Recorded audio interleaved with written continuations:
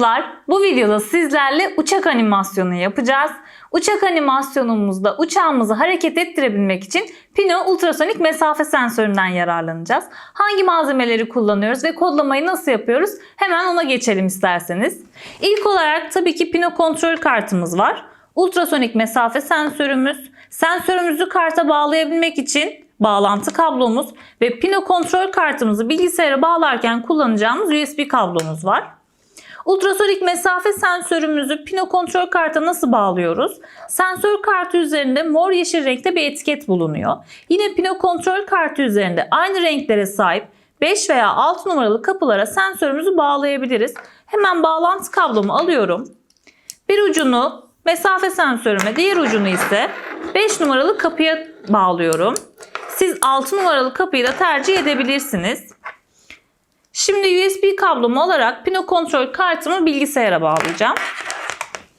USB kablomun küçük ucunu Pino kontrol karta, diğer tarafını ise bilgisayardaki USB portuna takıyorum.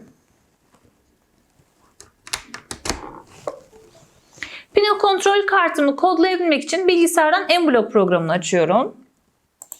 Program üzerinde bazı düzenlemeler yapacağım. İlk olarak Pino ile ilgili kodlara erişebilmek için Pino uzantısını indirmem gerekiyor. Eğer hala indirmediyseniz benimle birlikte şu adımları takip ederek indirebilirsiniz. Uzantılar menüsüne geliyorum. Uzantıları yönet diyorum. Şöyle küçük bir pencere açılıyor. Arama kısmına Pino yazıyorum. Karşıma çıkan Pino uzantısının indir butonuna tıklıyorum. Ve uzantımı indirdim. Çarpıya basarak çıkış yaptım. Robotlar sekmesine geldiğimde Pino ile ilgili bütün kodların geldiğini görebilirim. Uzantılar menüsüne gidiyorum. Farklı herhangi bir uzantı kullanmayacağım için diğer uzantıları kapatıyorum. Kartlar menüsüne geldim. Arduino Uno seçili mi değil mi onu kontrol ediyorum. Evet, Arduino Uno seçili. Devam edebilirim. Bağlan menüsüne geldim ve seri port üzerinden bağlantı yapacağım. Benim bilgisayarımda COM6 değeri çıktı. Bu sizin bilgisayarınızda farklılık gösterebilir. COM3, COM5, COM7 gibi değerler görebilirsiniz. Hatta aynı anda birden fazla COM görebilirsiniz. Bu tamamen Pino kontrol kartınızın bilgisayara bağlandığı portun adıyla alakalı. Doğru COM'u bulup seçmemiz gerekiyor. Yukarıda hemen seri port bağlandı yazısı geldi. Robotlar sekmesindeki kırmızı düğme yeşil oldu. Demek ki bağlantıyı yapabilmişim. Son olarak tekrar bağlan menüsüne geliyorum ve aygıt yazılımı güncellemesi yapıyorum.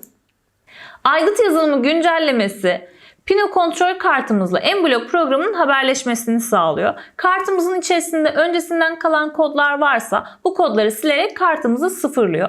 Programı açtığınızda bu işlemi bir kez yapabilirsiniz. Bunun yanı sıra bağlantılardan ve kodlamadan eminseniz ama hala problem yaşıyorsanız yine aygıt yazılım güncellemesine başvurabilirsiniz. Yükleme bitti uyarısı geliyor kısa bir süre içerisinde. Kapat butonuna tıklayarak çıkıyorum. Evet, artık kodlama yapmaya hazırım. Mesafe sensörümün değer okumasını yaparak işe başlamak istiyorum. Acaba nasıl değerler üretiyordu? Ya da sensörüm doğru bir şekilde çalışıyor mu? Bunu test etmek için sensör okumasını kukla üzerinden yapacağım. İlk olarak robotlar sekmesinden mesafe sensörü oku kodunu alıyorum. Burada yapmam gereken şey kapı seçimini doğru yapmak. Ben 5 numaralı kapıya bağladığım için herhangi bir değişiklik yapmıyorum. Kukla üzerinden okuma yapacağım için görünüm sekmesine gidip merhaba de kod bloğunu alıyorum ve mesafe sensörü okuma kodunu içerisine yerleştiriyorum. Anlık olarak değişen durumları bana söylesin, anlık mesafe ölçümlerini yapabilsin istediğim için ise kontrol sekmesine gidip sürekli tekrarla kod bloğunu alıyorum ve kodlarımı içerisine sürükleyip bırakıyorum. Üzerine çift tıklayarak çalıştıralım. Evet, mesafemizi doğru bir şekilde okuyor. Santim cinsinden mesafeyi, uzaklığı okuduğunu daha önceki videolarımızda da belirtmiştik. Hemen durduralım. Şimdi uçak animasyonunu nasıl oluşturacağız ona bakalım. Kuklamı hemen siliyorum. Şöyle üzerine sağ tıklayarak sil dedim. İlk olarak bir sahne, bir dekor seçmem gerekiyor. Yeni dekor kısmından dekoru kütüphaneden seç ikonuna tıkladım. Kendime şöyle gökyüzü olan bir dekor seçeceğim. Şöyle aşağılara iniyorum. Siz istediğiniz bir dekoru seçebilirsiniz. Şöyle şu dekor benim hoşuma gitti. Bunu hemen tamam diyerek ekledim. Şimdi bir de uçak kuklası ekleyeceğim. Yeni kukla bölümünden kuklayı kütüphaneden seç ikonuna tıklıyorum. Bunun yanı sıra siz bilgisayarınızdan da yükleme yapabilirsiniz. Bir uçak resmi yükleyebilirsiniz. Hemen kategoriden ulaşıma tıkladım. Evet, buradaki helikopteri tutup seçtim. Tamam diyorum. Evet, benim bu helikopterim, uçağım, uçak dedik. Uçakla devam edelim. Bu uçak kuklam mesafe sensöründen gelen değerlere göre yükselip alçalacak. Bunu nasıl yapacağız? Eğer mesafe sensörümden gelen değer 10'dan küçükse uçağım yukarı doğru hareket etsin. Mesafe sensörümden gelen değer 10'dan büyükse de aşağıya doğru hareket etsin. Şimdi hemen kendime eğer ise değilse kodunu alıyorum kontrol bölümünden. Aradaki işlemi oluşturmam gerekiyor. O yüzden işlemler menüsüne gidiyorum. İşlemler sekmesinden küçüktür operatörünü alıyorum. Mesafe sensöründen gelen değer dediğim için robotlar sekmesine gidip mesafe sensörü oku kodunu alıyorum. Zaten 5 numaralı kapıdaydı. Herhangi bir değişiklik yapmıyorum. Gelip içerisine yerleştirdim.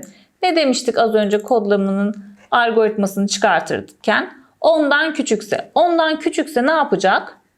Benim uçak kuklam yukarı doğru hareket edecek.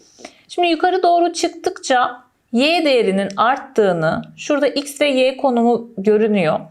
Aşağı doğru indikçe de y değerinin azaldığını görebiliyoruz. İşte buna göre hareket menüsünden, hareket sekmesinden y'yi 10 arttır koduyla bir ayarlama yapacağım. Mesafe 10'dan küçük olduğu durumlarda y'nin artması gerekiyor ki uçağım yukarı doğru hareket etsin. Peki mesafe sensöründen gelen değer 10'dan küçük değilse ne yapacak? Y azalacak. Uçağım da aşağıya doğru inecek. Yine y'yi 10 arttır kodunu alıp y'yi eksi 10 arttır diyorum. Tüm bu işlemleri sürekli olarak kontrol etmemiz gerekiyor. Sürekli tekrarların içerisine yerleştirmemiz gerekiyor. Hemen kontrol sekmesine gittim. Sürekli tekrarla kodunu alıp en dışa yerleştirdim. Üzerine bir de olay ekleyelim. Olaylardan istediğiniz bir olayı seçebilirsiniz. Ben yeşil bayrak olayını seçiyorum. Ve yeşil bayrağa tıklıyorum. Şu an uçağım aşağıya doğru düştü. Neden? Çünkü mesafe sensöründen gelen değer 10'dan daha büyük. Şöyle elimle yaklaştırdığımda uçağımı uçurabildiğimi görebiliyorsunuz. Şöyle elimi çektiğimde düşüyor.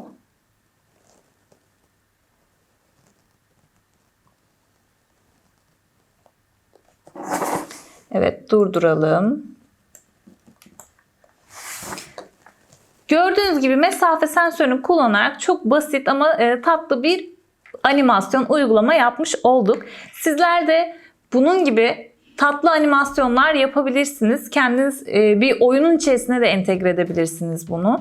Uçak bu şekilde havalandıktan sonra karşısına işte engeller çıkabilir ya da öne doğru hareket ettirebilirsiniz. Bu tarz oyunlar geliştirebilirsiniz. Umarım beğenmişsinizdir. Hepinize iyi çalışmalar diliyorum.